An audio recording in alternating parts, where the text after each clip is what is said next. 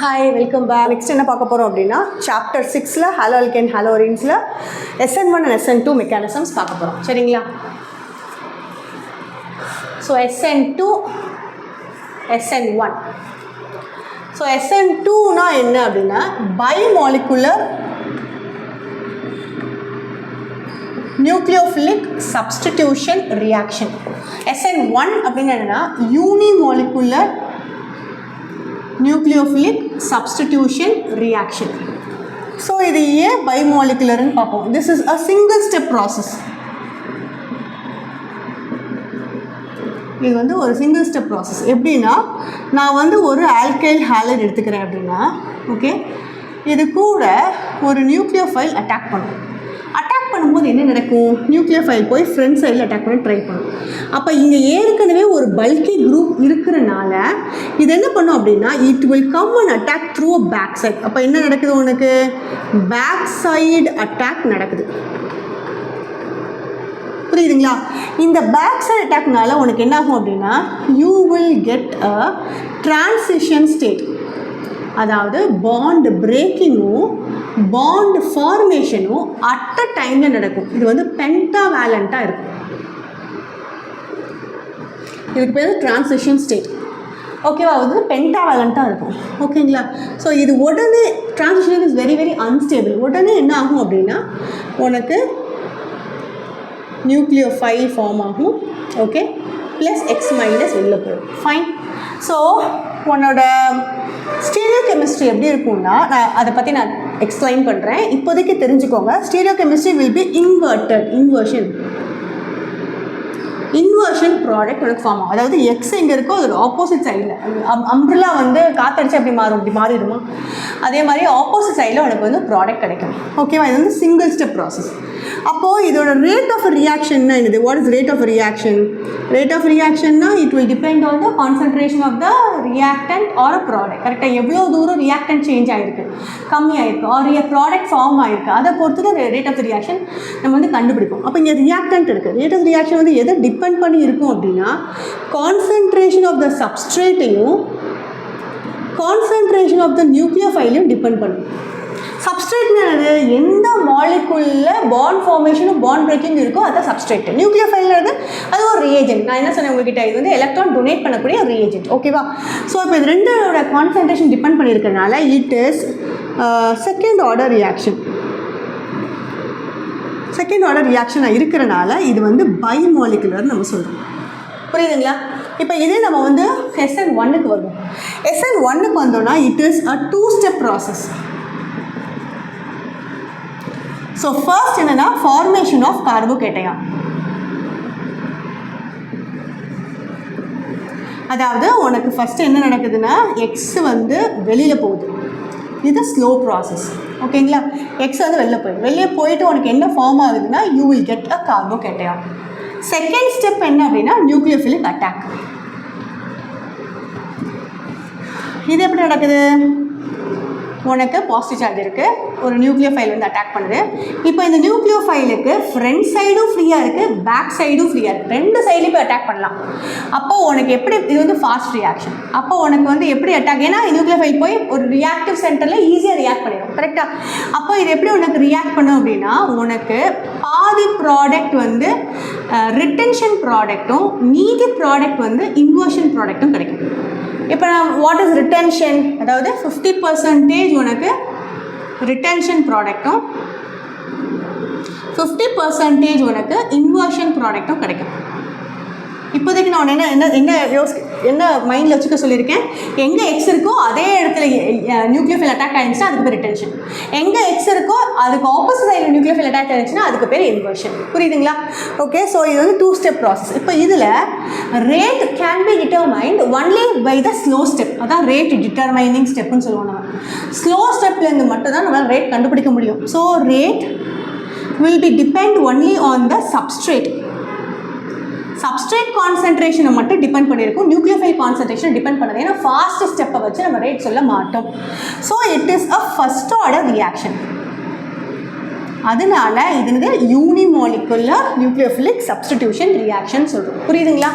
So இப்போ next நம்ம என்ன பார்க்க போகிறோம் அப்படின்னா இதோட ரியாக்டிவிட்டி பார்க்க போகிறோம். ஓகேவா? ஸோ இதெல்லாம் அழிச்சிடுறேன். இதோட ரியாக்டிவிட்டி பார்க்க போகிறோம். எப்படி ரியாக்டிவிட்டி? ஃபஸ்ட்டு நம்ம எதோட ரியாக்டிவிட்டி பார்க்க போகிறோம்? SN2 பொறுத்த வரைக்கும் ரியாக்டிவிட்டி ஆஃப் சப்ஸ்ட்ரேட் பார்க்க போகிறோம். இப்போ நீங்கள் எப்படி இருக்குது, நியூக்ளியோஃபைல் பேக் சைடில் அட்டாக் பண்ணுது, கரெக்டாக?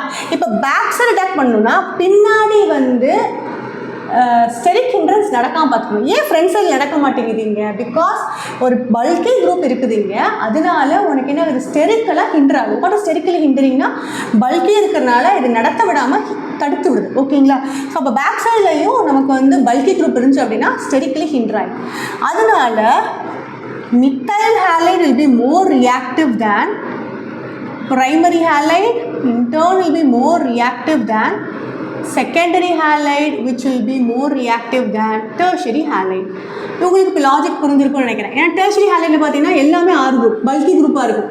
ஸோ பேக் சைடு அட்டாக் நடக்கிறது ரொம்ப ரொம்ப கஷ்டம். இங்கே 2 R குரூப் இருக்குது, இங்கே 1 R குரூப் இருக்குது, இங்கே R குரூப்பே கிடையாது.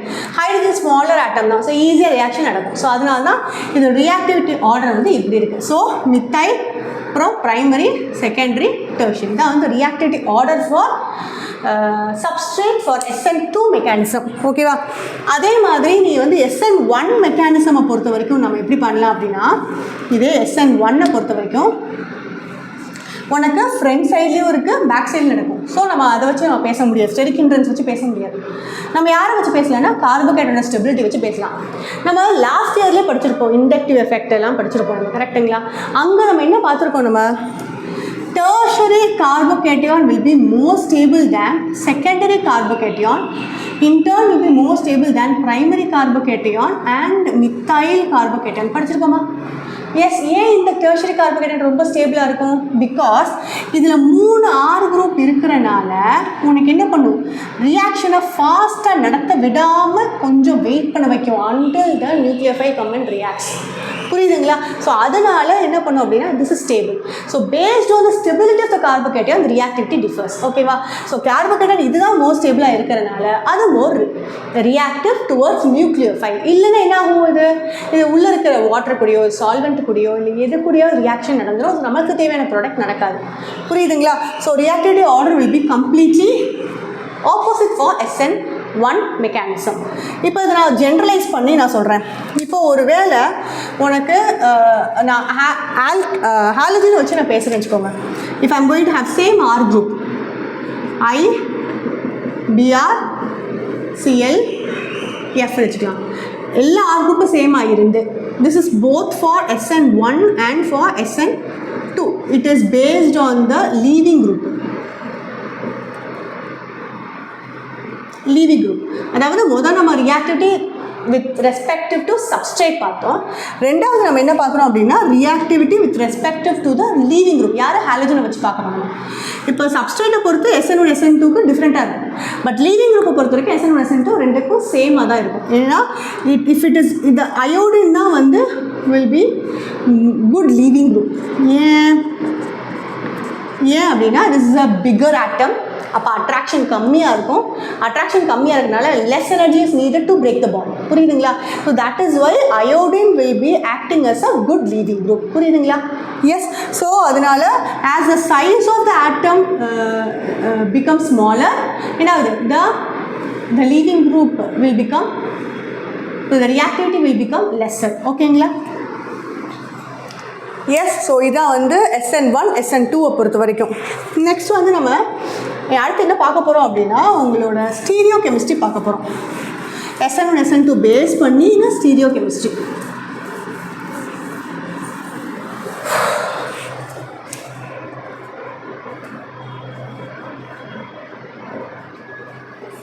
Of mechanism. ஃபர்ஸ்ட் நம்ம என்ன பார்க்க போறோம்னா சிமெட்ரிக் மாலிகுல்னா என்ன,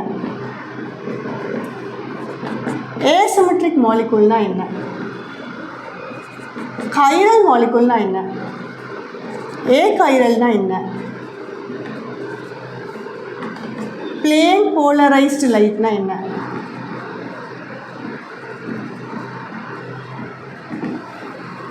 when it is going to become optically active,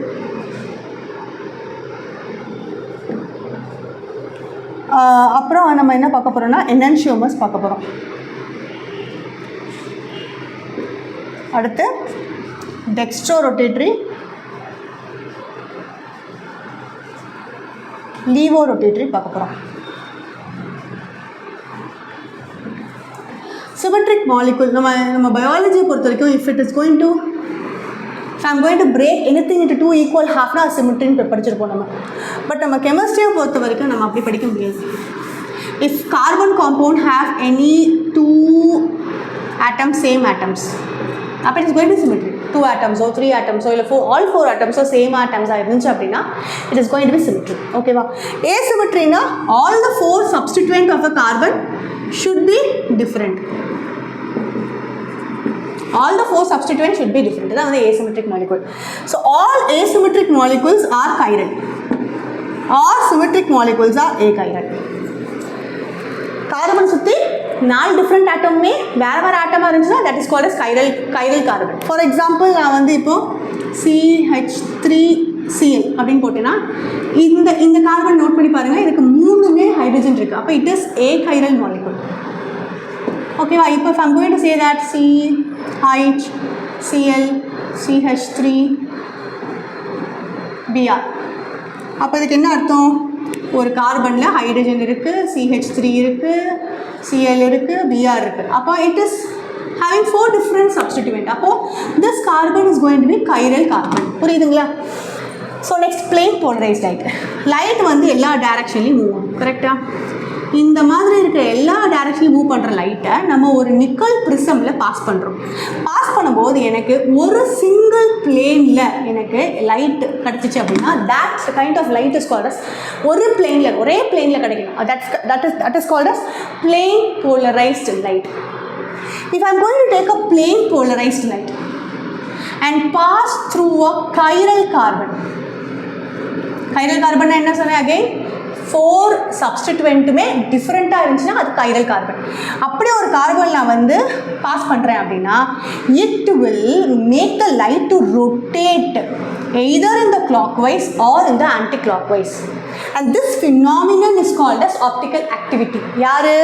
ஒரு plane polarized லைட்டை ரொட்டேட் பண்ணி விட்டுச்சுன்னா அந்த phenomenon is called as optical activity. And the isomer which is rotating is called as optical active isomer. ஓகேங்களா? ஸோ அதே மாதிரி ஒருவேளை இது கிளாக்வைஸில் சுற்றி விட்டுச்சு அப்படின்னா it is dextro rotatory, ஆன்டி கிளாக்வைஸில் சுற்றி விட்டுச்சுன்னா it is levo rotatory. புரியுதுங்களா? அடுத்தது what is enantiomers? இப்போது நான் வந்து என்னோடய கை இப்படி வரைகிறேன்னு வச்சுக்கோங்க. ஓகே, இதோட மிரர் இமேஜ் எப்படி இருக்கும்? எனக்கு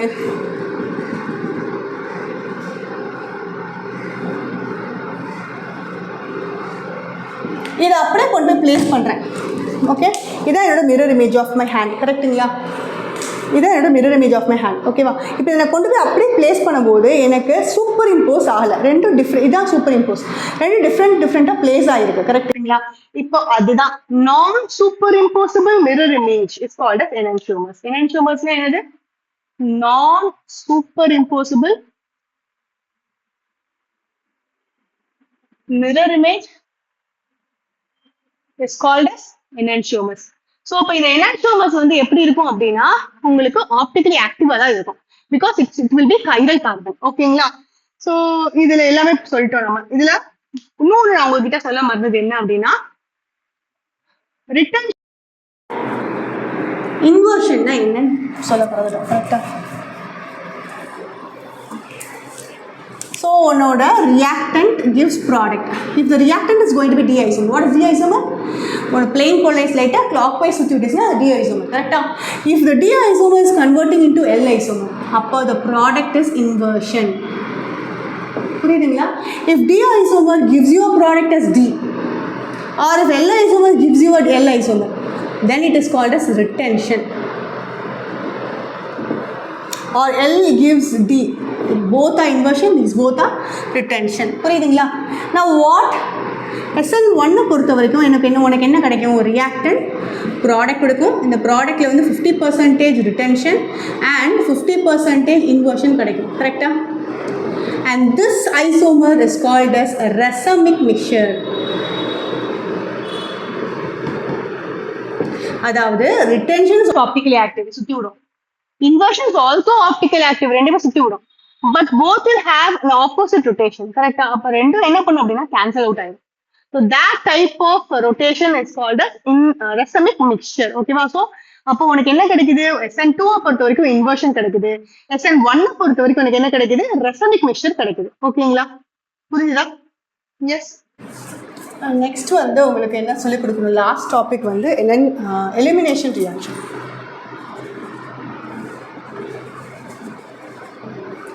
எலிமினேஷன் ரியாக்ஷன் வந்து என்ன அப்படின்னா உங்களுக்கு ஃபார் எக்ஸாம்பிள் நான் வந்து ஒரு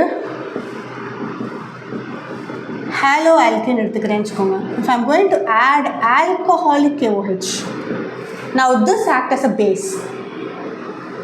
அப்போ உனக்கு ஆல்ஃபாலேருந்து ஹாலஜனும் பீட்டாலேருந்து ஹைட்ரஜனும் எலிமினேட் ஆகும்.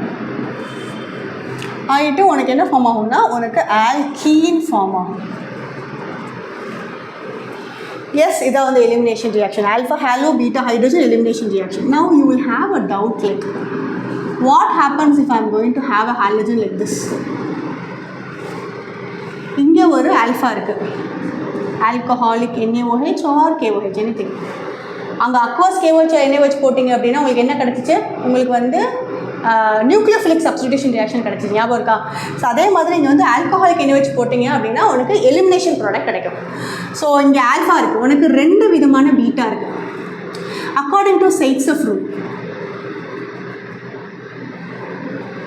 Saitsev ரூல் படி என்ன அப்படின்னா the beta hydrogen will be eliminated from a bigger alkyl group. அதாவது இது வந்து மித்தாயில் குரூப்பு, இது we don't know how much bigger it is, right? R குரூப்னு போட்டிருக்கேன், we don't know how much bigger it is. அப்போனா வந்து எவ்வளோ வேணால் பெரிய குரூப்பாக இருக்கலாம். ஸோ அப்போ இது எப்படி இருக்கும் அப்படின்னா உனக்கு இங்கே இருந்து தான் உனக்கு வந்து ஹைட்ரஜன் கிடைக்கும், வெளில போகும். அப்போ CH double bond CH, CH3 will be the major product and R CH2, CH double bond CH2 will be the minor product. புரியுதுங்களா? Yes, thank you. ஸோ இதோட உங்களுக்கு வந்து ஹாலோ ஆல்கேன்ஸ் ஹாலோரேன்ஸோட டாபிக்ஸ் முடிஞ்சிருச்சு. நம்ம என்ன பண்ணலாம் அப்படின்னா book back and index exercise வந்து சால்வ் பண்ண ஆரம்பிக்கலாம் நெக்ஸ்ட் கிளாஸில். ஸோ உங்களுக்கு ஏதாவது டவுட்ஸ்னால் you can just text me or you can ask through Telegram for the notes or for the videos. ஓகேங்களா? தேங்க்யூ.